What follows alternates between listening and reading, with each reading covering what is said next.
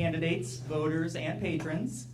Since the Collinsville Library was founded in 1915, 100 years ago this year, it has been,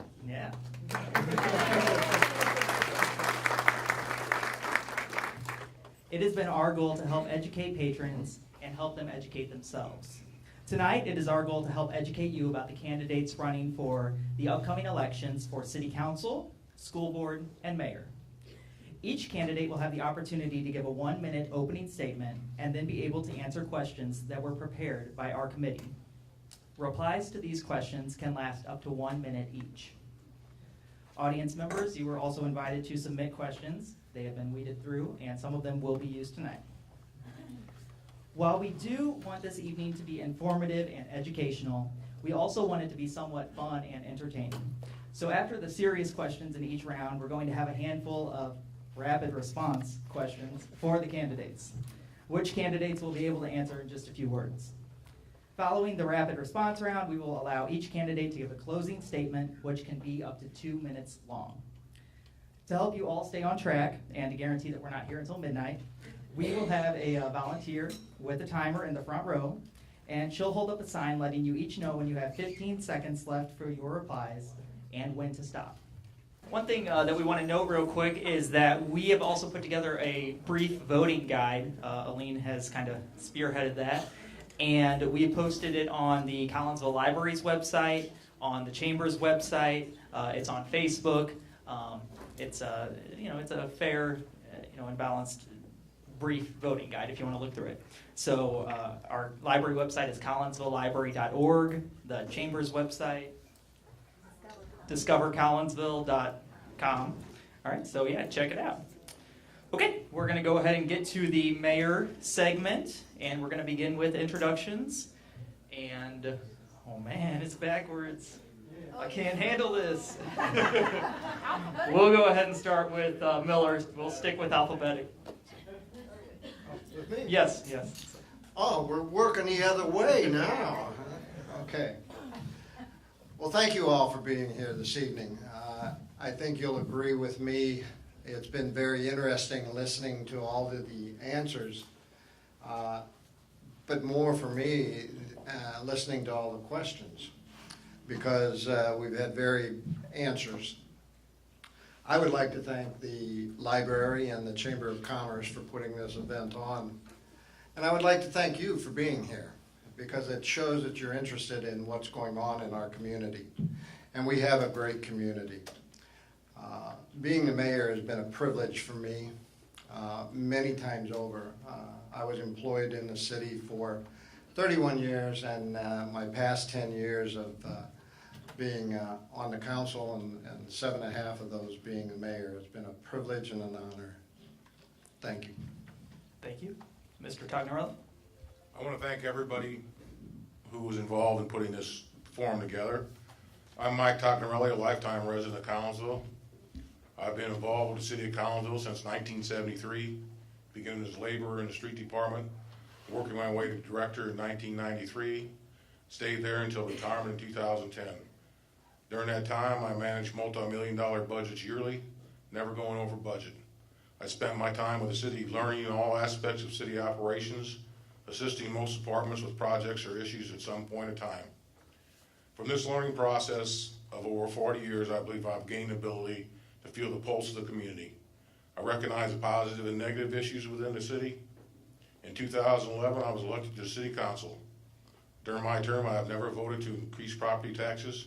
As elected mayor, I will stay the course on property taxes. Transparency is a main issue of mine.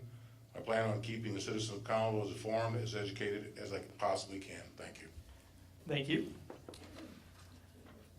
The first question is, John, what makes you a better candidate than Mike? Mike, what makes you a better candidate than John? And what strengths would you each bring to being mayor? And that begins with Tognerelli. I believe my experience in the technical and the operational aspects of the city. I know the city internally and externally. My experience on the council, I've worked with budgets through the years. I've planned strategic plans. I've worked on comprehensive plans. I've been through the gamut. I've managed 17 men at a time.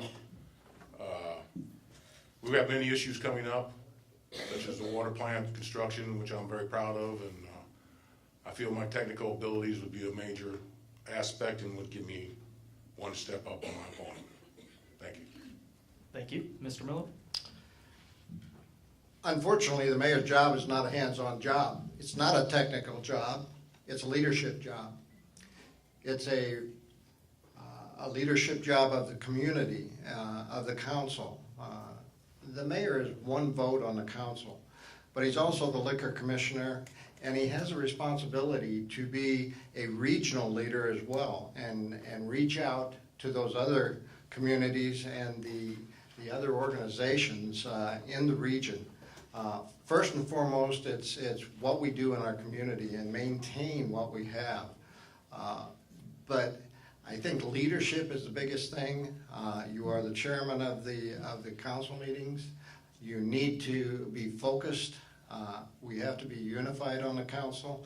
And I think the mayor works that unity into to the council. I think it shows great leadership, and I've been there 8 years, and I think that has something to do with it. So, Thank you. The next question will go to Mr. Miller first. What is the most pressing issue that the city is facing right now, and how are you helping or would you help to address it? most pressing issue, I think, is revenue. With our new governor, recently he announced his state budget, and with that he decided to decrease the local government distributive fund, which is the income tax, for municipalities by 50%. That means about $1.2 million for the city of Collinsville. What I would do with that, the same thing that I've been doing for the last 2-3 weeks. I've been writing our legislators. I'm going to Springfield tomorrow to talk with legislators. We need to get the legislators on our side to block this local government distributive fund takeover. That was an agreement between the state and the municipalities many years ago to share that, and now they want to cut that by 50%. Thank you. Mr. Tognarelli? I agree with the same, that's the most pressing problem we do have, is watching the revenue that we share with the state. The $2.5 million could hurt us badly. It could end up in cuts. Our budget is pretty tight. We're on a pretty tight ship. And the other thing I'm concerned about is aging neighborhoods in the city. And I think that's something that needs to be addressed. We've not spent much time on infrastructure in aging neighborhoods, and we need to pay attention to that also. Thank you. The next question starts with Mr. Tognarelli. Some believe a city is only as good as its schools. What are you prepared to do to work with the local school district? I would like to see ongoing cooperative efforts with the school district and supporting the district, selling the district, helping them convince people that we are a good school district. And we are. There's nothing wrong with Collinsville School District. I graduated from Collinsville High School. My children graduated from Collinsville High School, and I think we just need to all work together and try to make this work. Thank you. Mr. Miller? I was on the council when we adopted the educational liaison, and believe it or not, the educational liaison is Mr. Gary Clark, who is currently on the school district board. That gave us a communication aspect between the city and the school district. The school district needs a good community, a strong government, and a strong government needs a good school district. And the more that we can work together and build for the future of this great community of Collinsville, the better off we will be. Thank you. This question goes to Mr. Miller first. If elected, would you support the transitioning of the Collinsville Fire Department to an all-volunteer or privatized department? Well, if I'm reelected, or when I am reelected, As a full-time firefighter for 31 years, I would not support that at all. I think that there are many good volunteer fire departments out there, and I would not quabble one bit to argue the fact. But I think our firefighters are beyond reproach. They're professionals in what they do. They not only are great firefighters, but they're paramedics as well. They do a dual job. The EMS in our community far exceeds any other community in the Metro East. And I would put our firefighters up against anyone in the Metro East and the St. Louis area. Thank you. Mr. Tognorelli? Absolutely not. I've never had that idea. I've never discussed the idea. Our firefighters are top-notch. I believe in them. One of my goals that I'll read in my closing is to keep the safest city in Collinsville one of the safest cities. It's a quality of life issue to feel safe in your home and your city. I would like to ensure that the police and fire department have adequate manpower, equipment, and training to handle anything that the Collinsville residents may need. Thank you. This question goes to Mr. Tognorelli first. I was looking for the city's strategic plan and preparing questions for tonight, and I couldn't find it on the website. Does the city still have a strategic plan? If not, why? Would you support revising one or implementing a new one? Otherwise, what internal methods does or should City Hall use to improve itself? Yes, we do have a strategic plan, and it's pretty much the same as it was before. It has a safest city, uptown, infrastructure. I don't even remember all of them, but yes, we do have a strategic plan, and we need to follow it. We need to continue to follow it. Our department heads are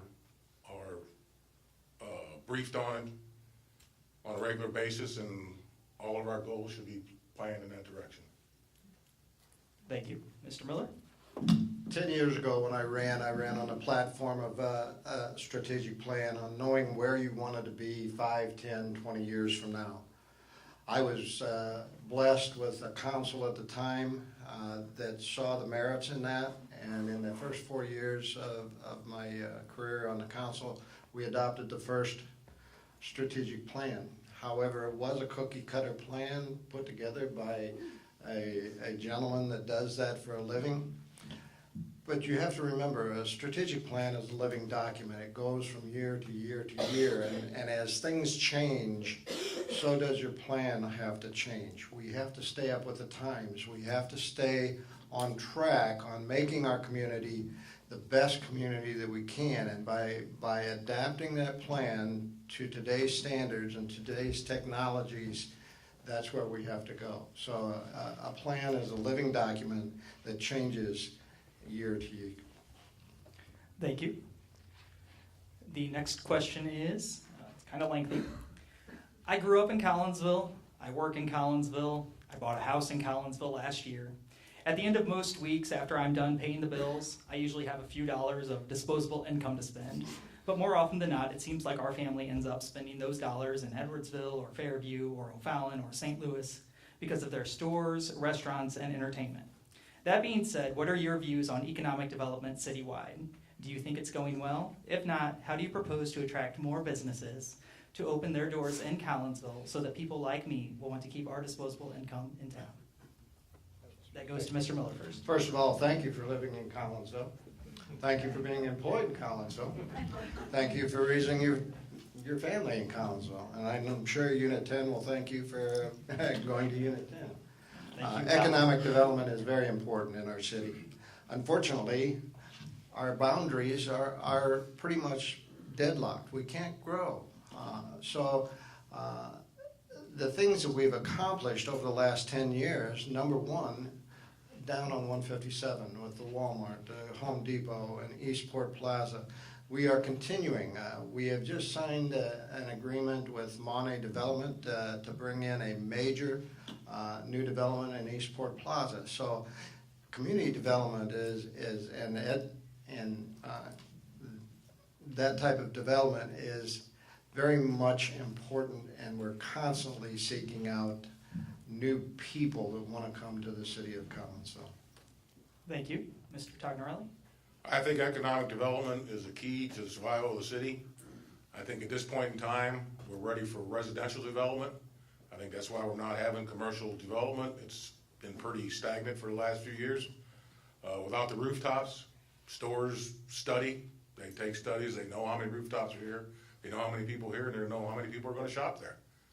So I think our top priority should be rooftops. And we do have plenty of room. We have one from 157, we have from Beltline all the way out to Sugarloaf.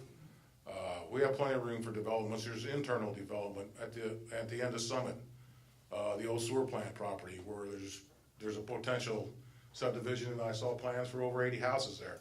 We need to work on getting rooftops in now, and the commercial development will come with that. Thank you. Speaking of income, there was a recent KSDK article that compared the salaries of dozens of Metro East mayors, and the mayor of Collinsville salary was on the low end of the list at $3,600, somewhere in that ballpark.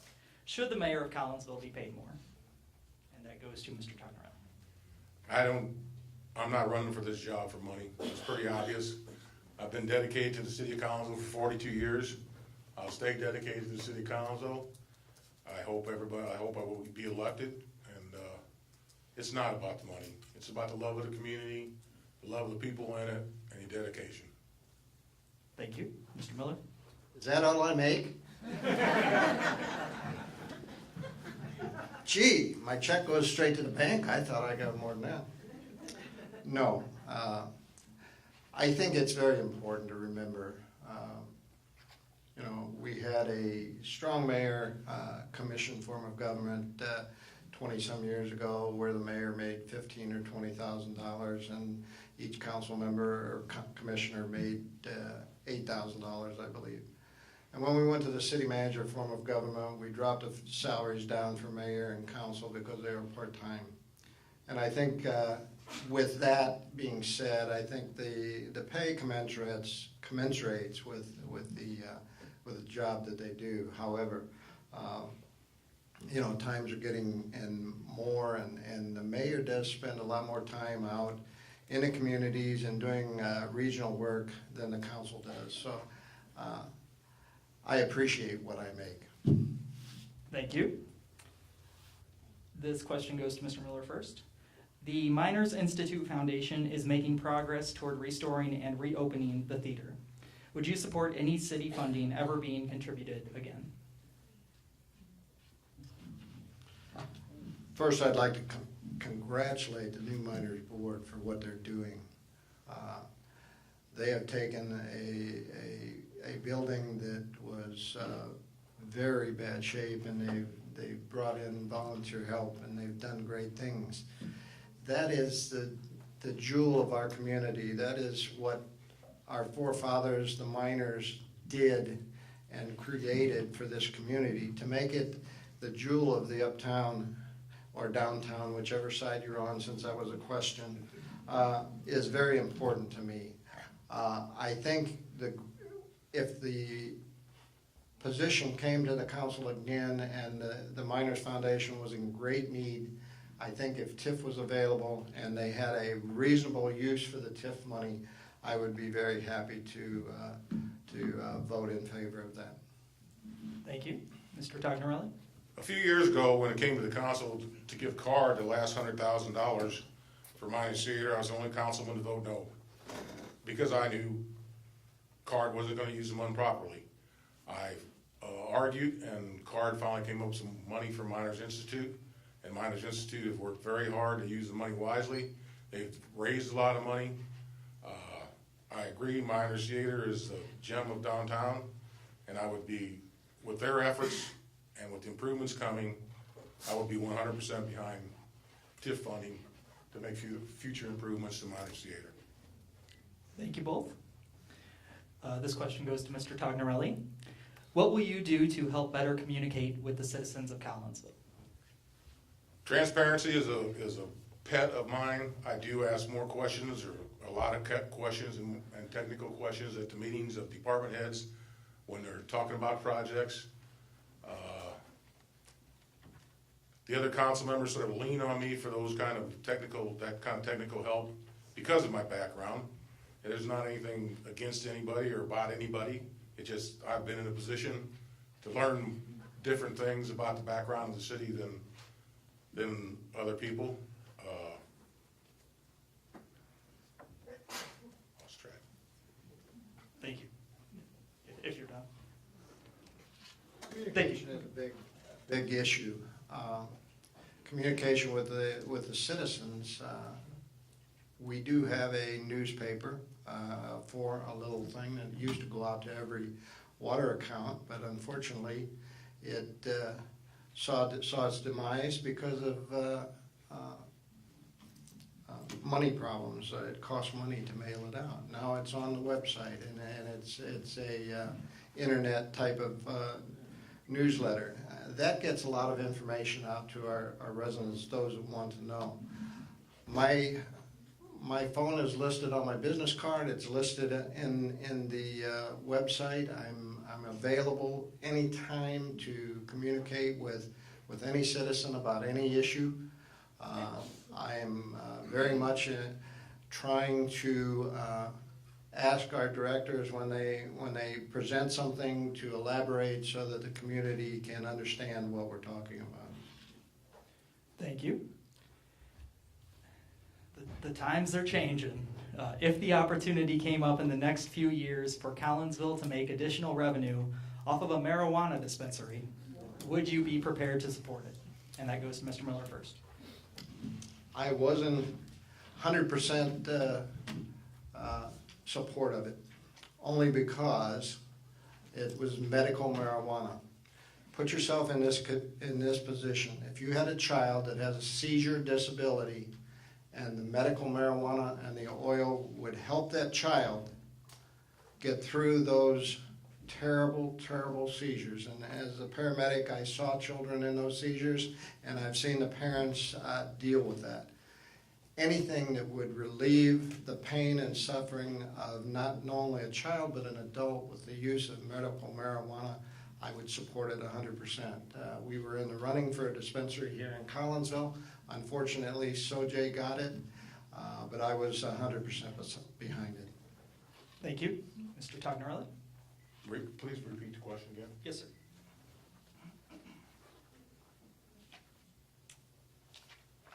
Sorry. If the opportunity came up in the next few years for Collinsville to make additional revenue off of a marijuana dispensary, would you be prepared to support it? Yes, I would support it for the same reasons that the mayor gave. If people need medical marijuana, it is a form of prescription. It's medication that they need.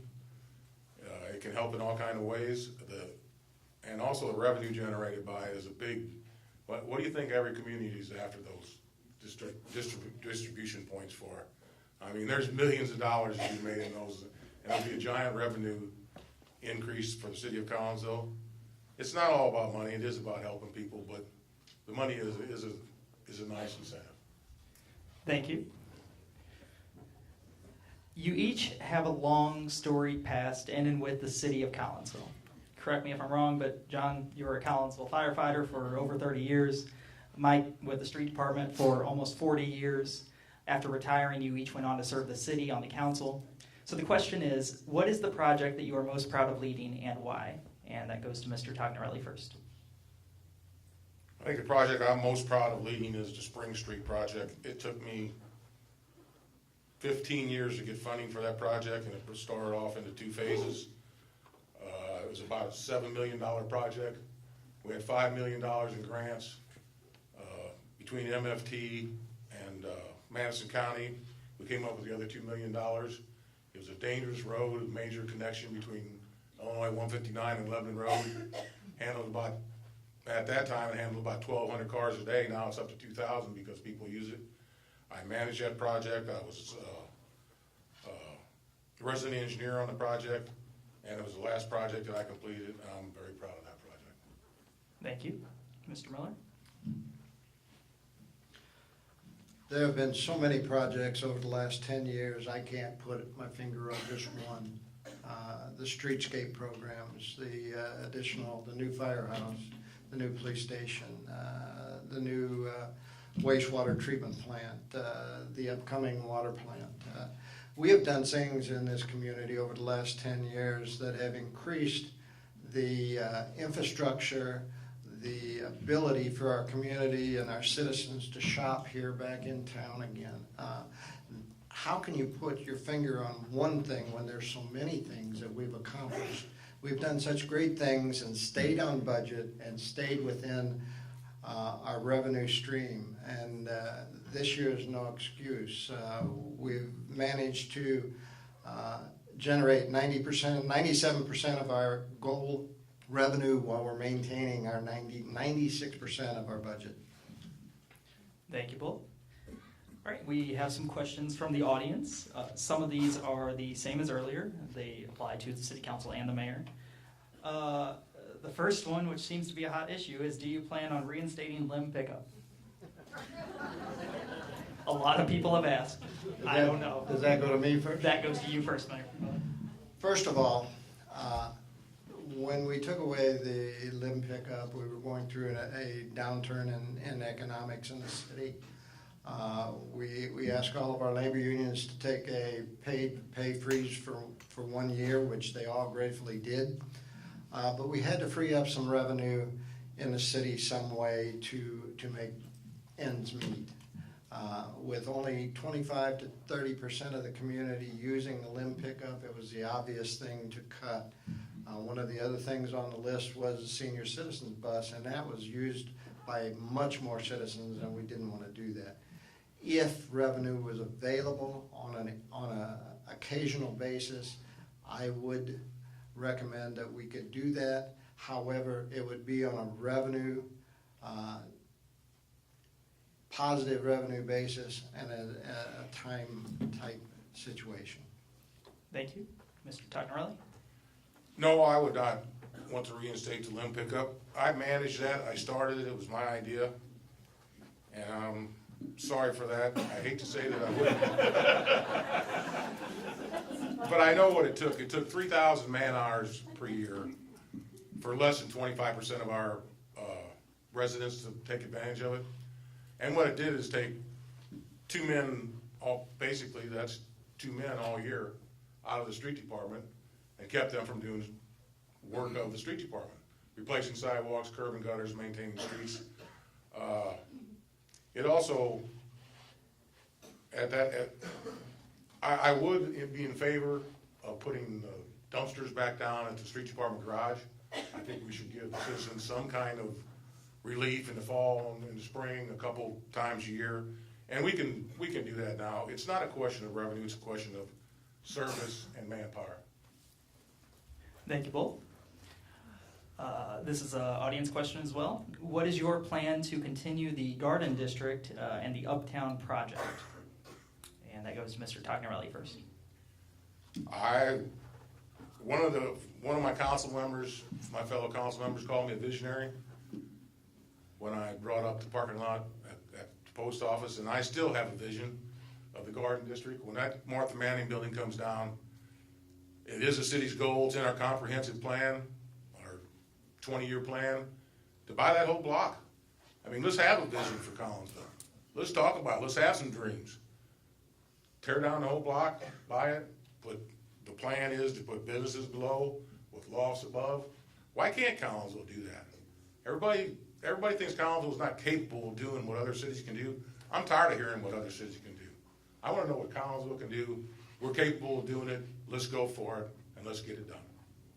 Thank you. Mr. Miller? I was on the council when the Uptown Master Plan was put together. I was in complete agreement with the Garden District then, and I'm in complete agreement with the Garden District now. My hope is I'm still the mayor when the old development there, the Martha Manning comes down. We see the Collins Park and a great entrance to our revitalized uptown. I think it's very important that we showcase the history of our community, and being the Collins House would be the first and foremost visible site of the Garden District, and I think that's a positive statement to what we want, who we are and what we are in this community. Thank you. Again, what is your opinion on health and safety, the lack of an ordinance? Are you pro or con? And that goes to Mr. Miller first. I disagree with the fact that we don't have a program for health and safety in the community. Several years ago, we passed a program, several programs actually, a property maintenance program, a landlord's program that's working quite well, I might add. Our property maintenance is not a occupancy permit program, but the property maintenance program is working as best as we can with the people that we have out on the street. I would endorse an occupancy program. Being a firefighter, I think an occupancy program for the vacancy buildings and going in and inspecting and making sure that we have livable stock for our community residents. Livable stock. Livable stock means safe and well-maintained housing. Thank you. Mr. Tognarelli? I would tie the health and safety ordinance in with the occupancy permits too. I know that has not came up since I've been on the council for 4 years. We did pass a crime-free initiative that is controlled by the police department. It requires registration and training of all landlords and a signed agreement that they will not rent to convicted felons. It is still in motion and will continue. Council also has a strong property code ordinance, and it is strongly enforced. I'm not against an occupancy permit or health and safety ordinance. I am against another layer of government that it would require to maintain that. We would probably have to hire 4 or 5 people to do that. It's a major effort. But I do think people deserve the quality housing, the safe housing to live in. I believe it will ultimately come to fruition, but not without heavy council discussion and citizen participation. Thank you. And the final audience question is, what are your positions on continuing and expanding the TIF districts? And that goes to you first, Mr. Tognarelli. I'm sort of split on TIF districts. Being the street director for all the years, I didn't like TIF districts because I know they took money out of my street department. But I am for economic development, and it's the only way. The TIF districts, or you ask the other question, the business districts, there's 2 different ways you can do it. The business districts work more on the sales tax. The TIF works more on the property tax.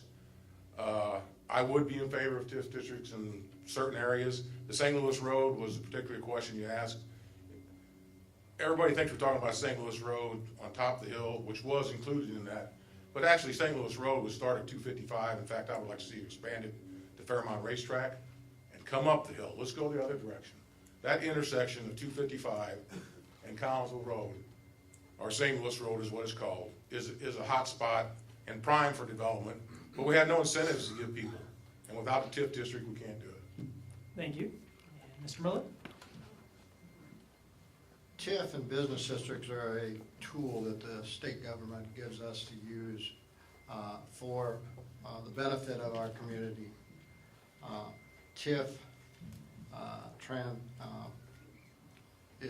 is not what people believe that it truly is. It doesn't hurt the community, it doesn't hurt the school district. It takes land that's underused and it allows us to reinvest in that and take the increased value of that property and turn it back into good things in the community. The question earlier was the St. Louis Road TIF.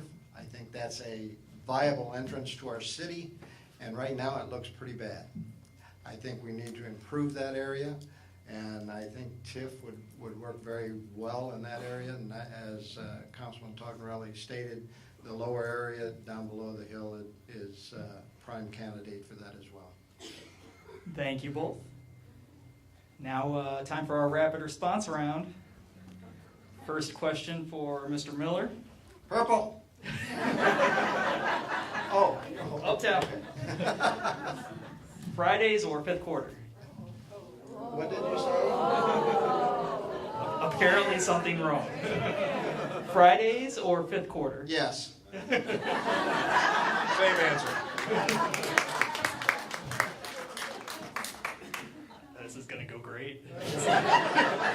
said one answer response, right? Ketchup or horseradish? Both. Together.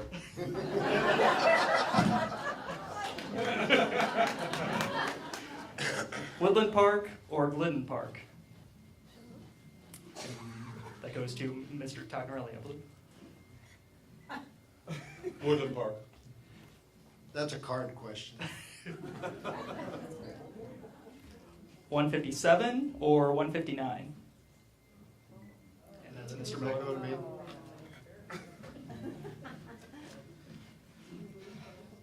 How are these the most pressing issues?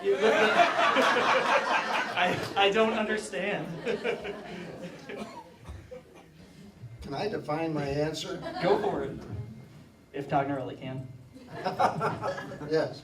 So I will, 159, because the infrastructure improvement alone with what the state is doing to repair 159 and widen it is a $1.2 million project for the city of Collinsville with the infrastructure improvements that go under the ground that we are not paying for.